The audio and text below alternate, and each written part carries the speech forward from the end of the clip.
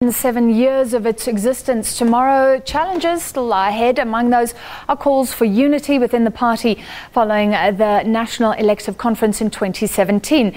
President Cyril Ramaphosa, as the new president of both the ANC and the country, has made calls for unity. Different sections within the party seem not to be seeing eye to eye on many key issues, though. One of them, the land question. And today, of course, we've been reporting on ANC leaders fanning out, starting the campaign, including the president himself. Let's listen to a comment from viewers and then we'll speak to the party. Tomorrow we want the president to talk about the land. Where is the land? We cannot vote without the land. We cannot go election polls without land. ANC are playing. Don't play us, Cyril Ramaphosa. We want the land before election. Begersford. All right, we now welcome ANC National Executive Committee member. Many of you will know her, Speaker of Parliament, Baleka Mbete. She's live with us from Durban. Ms. Mbete, thank you for being with us. Firstly, we've been reporting on a lot of activity in KwaZulu-Natal today. Why that province? Well, as you know, tomorrow the ANC will be celebrating 107 years since its foundation. And therefore, it's a happy occasion. It's an occasion on which we remember who we are. We celebrate our resilience, our ability to still be around. And we do also want to share this history with South Africa, to remember that, especially during struggle, the ANC used to come together outside the borders of South Africa and issue a statement to honor the struggles of the people of South Africa. Because remember, it's not leaders that make history, it's the actual people on the ground, their resilience and their ability to find solutions to problems of communities and guide us who are the leadership in organizations that work for the people. And so tomorrow is that occasion. And so we are saying Happy New Year to everybody, but in particular we're saying happy birthday to the African National Congress. And you've said the history in KwaZulu-Natal is important. Have you picked KwaZulu-Natal because of that history, because the ANC has traditionally been strong in KwaZulu-Natal, or rather because it's getting weaker? There's factionalism, we've seen political killings. Some would say the opposition maybe are poised to move up a little bit in KwaZulu-Natal. The ANC never dwells on the weaknesses that we experience. We were born actually to solve people's problems. So what we know is that since we went to our conference and we came back to this province, we found certain problems, in particular issues of safety in communities, issues of what was even coined political killings, which we don't agree with, but where people were indeed dying. We came in very strongly, and the president led through the ANC government coming in to intervene to make sure that these so-called political killings are in fact dealt with effectively under the actual actions of the security sector, security cluster of our ministers in government. So we are here as the ANC to give the people of KwaZulu-Natal hope, to say we never give up. We always lived with the spirit of no surrender. And we are saying, in particular, as we are going to elections this year, the ANC is here to give a report to the people, is to give the feedback to the people about the things that, in fact, when we last met like this, we had promised our people to work on. All right, so tomorrow is the centenary, the January the 8th, at that school. Then over the weekend, the Manifesto launch. There's been a lot of speculation. Someone who's very popular is former President Jacob Zuma in KwaZulu-Natal. Will the ANC use him? Is that a risk, or is it a risk not to use him? Can you tell me what is his role in campaigning in that province? Comrade Jacob Zuma is our former president.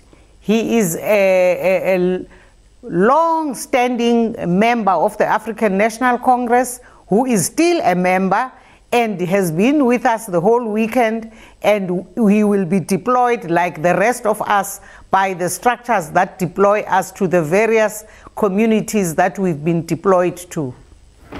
He recently tweeted about land nationalism, reports over the weekend that President Cyril Ramaphosa wants to meet about that he's being divisive. Surely that's not helping the party, talking about a policy that isn't ANC policy. I am not aware of the reports you are referring to, and therefore I can only comment when I have actually seen this kind of reports that you are referring to. What I know is that we've been together in the NEC meetings of the ANC with Comrade Cyril Ramaphosa, the president of the ANC, and former President Jacob Zuma.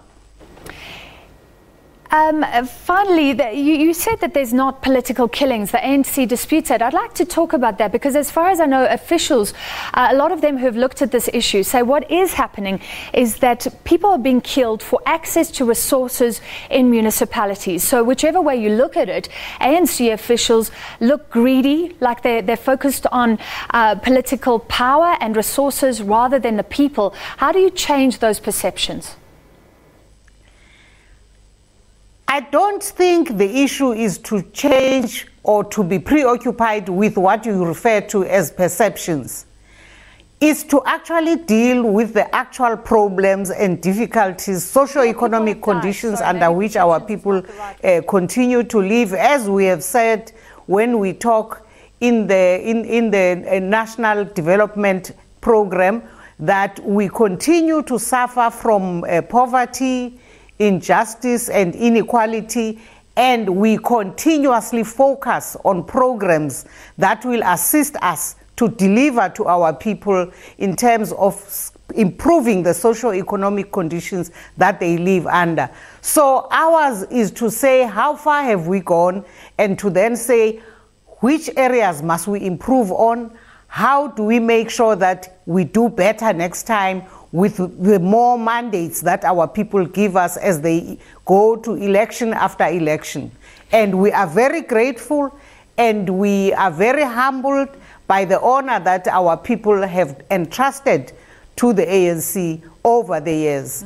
And our president will be referring to those issues in more detail, both in tomorrow's gathering at the school Ohlange, which is one of the attractions of this area, because our first president, by the time he became president, Comrade John Langalibalele Dube, had actually already formed that school that we are going to tomorrow, the Ohlange school, with his then partner and wife, and they formed something that is a legacy and that continues to remind us of the sacrifices and the good work that people like himself have done a century ago, more than a century ago. Yeah.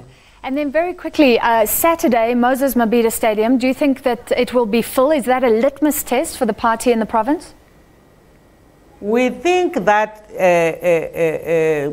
Moses Mabhida Stadium will be full to capacity because the excitement we come across around KwaZulu-Natal shows to us that the people continue to love the ANC, the people continue to flock around areas where they see that indeed we are dishing out T-shirts with the face of the president of the African National Congress, in the same way as they used to very eagerly come across T-shirts of the former president Jacob Zuma, who continues to be an ANC member and therefore is working continuously, taking the struggle forward. And so Moses Mabhida Stadium is going to be full to capacity, showing the celebratory mood that we are in and showing that we are having hope, we are encouraged, we are reminding the people of KwaZulu-Natal that the ANC is their organization, the ANC loves them, the ANC will serve them. All right. Thank you very much, ANC National Executive Committee member Baleka Mbete, speaking to us from our Durban studio.